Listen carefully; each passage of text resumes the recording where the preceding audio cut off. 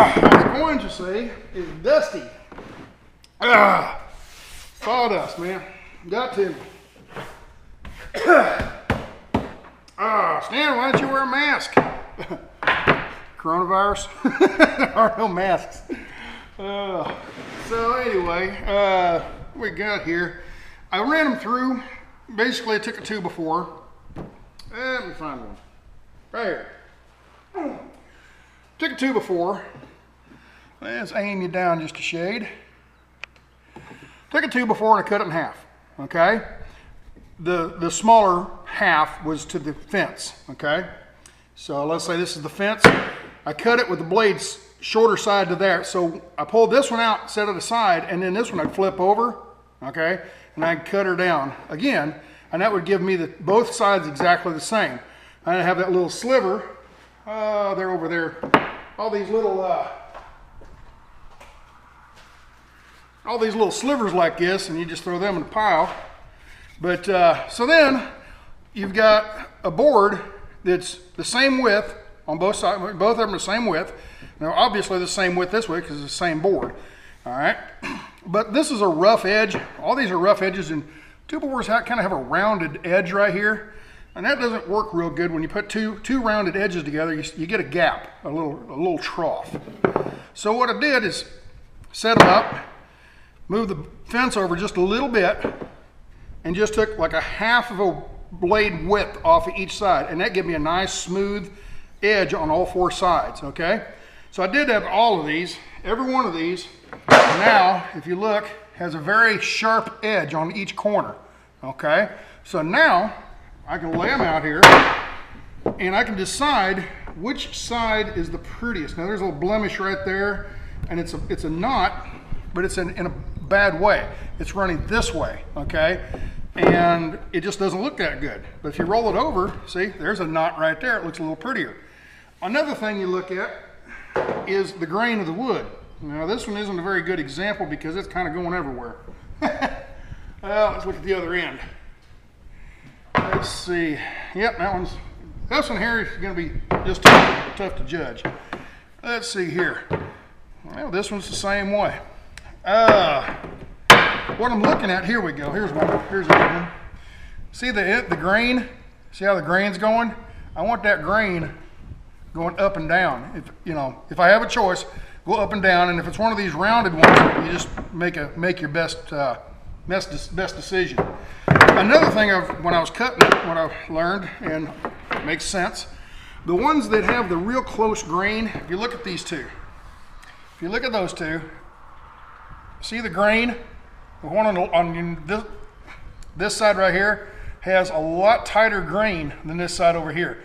When we're cutting it, it cut a lot harder, okay? It's a lot harder wood because it's tighter grained.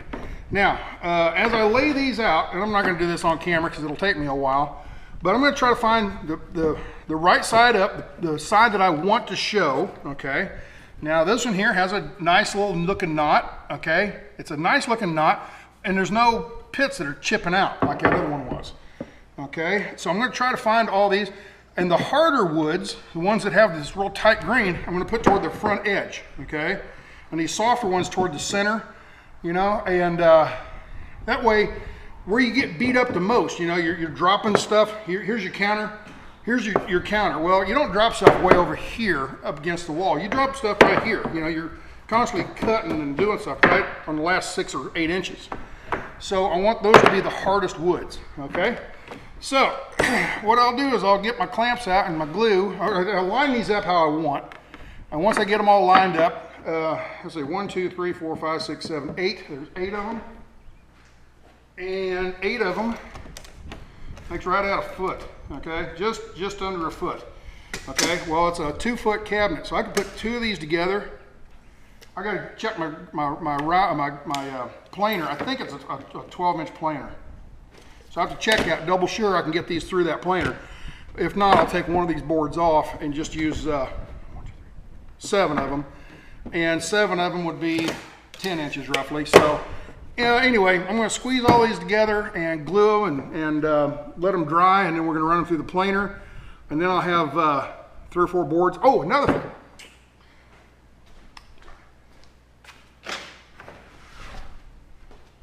this last board, I decided, well, when I get to the end, let's say this is the last one. This is the last board up against the wall. Okay? So this is right here. We're up against the wall right here. All right? Well, then you want a backsplash to come up. Well, I didn't want a 2x2, so I ripped them in fourths. Okay? So basically, ripped them in half. Okay? And that will be my backsplash, and I'll stack these up. There's 2. There's 3, looks probably about right. I don't know if I'll go 4. That looks a little too high. I'll play it by ear, see what it looks like when we get ready to put them together. So anyway, my black backsplash will only be about 3/4 of an inch thick that way. All right, look a little nicer, I think. So let me get to it.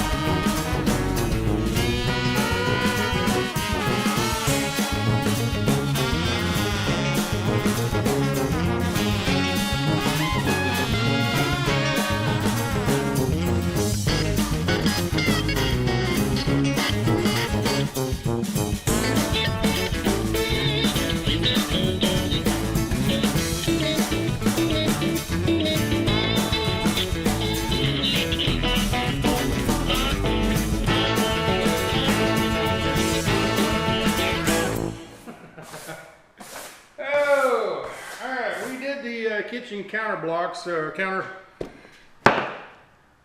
butcher block countertops, and they're over there drying right now.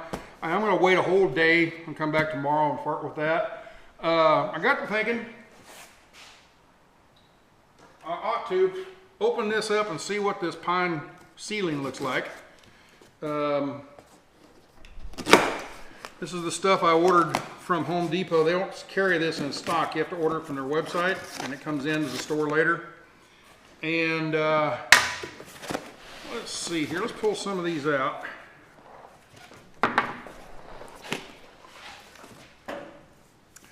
That's what she looks like right there. They're 3 inches, you know, about here. That's roughly 3.5, roughly. It's about 3.5, and they're pretty thin. They're about 1/8 of an inch, maybe. Let's see, there's 1.5 inches. 1, 2, 3, 4, 5, 6. So 1.5 inches divided by 6 would be quarter inch thick. So 1/4 inch by 3.5 wide. And I thought I'd get them out. Oh, there's only 3 in there. I thought there'd be 4. Anyway, I got 3 of these bundles, and there's 3 in each bundle. Okay. There we go.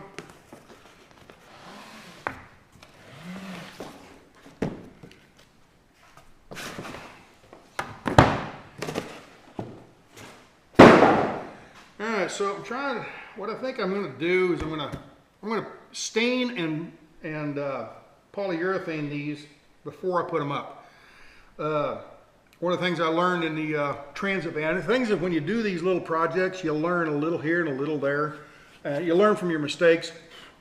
Not so much mistakes, just you think of, wish I wouldn't have done it that way. Wind just picked up. Wish I wouldn't have done it that way. Wish I'd have done a, you know, I put in the transit van, I put all that cedar planking up on the ceiling, and then after I got it all up, then I stained it, and I'm up here, you know, so that's a pain in the butt. So I think what I'm going to do is I'm going to take these out, and I'm going to stain these, and then let that dry, and then polyurethane them, and let that dry, and then install them in the van, or the trailer, I mean. So with that, let's tear these apart.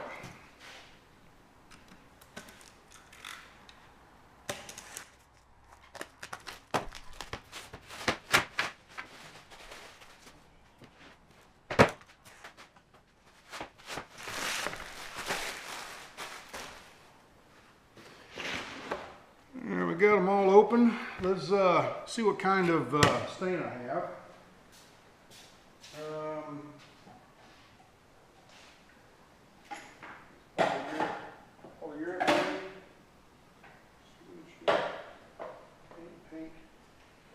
There's that. Seems like I had another one somewhere. Oh, there it is over here. Let's see. We got two different varieties, Minwax and Varathane. This is dark walnut, and this is American walnut. So what I'm going to do is get a little tab, and I'm going to test it and see which one I like.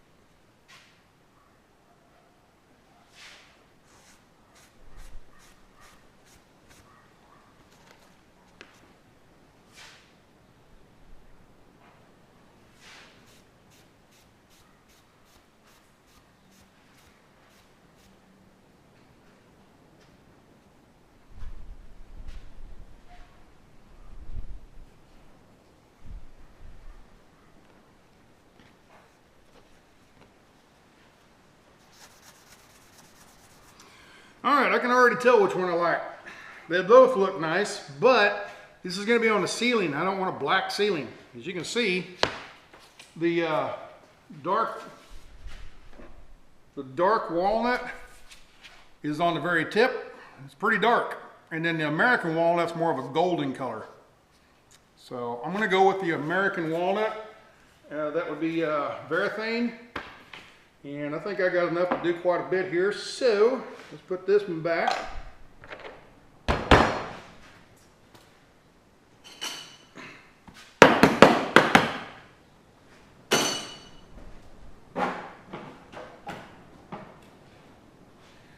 Well, let's get busy.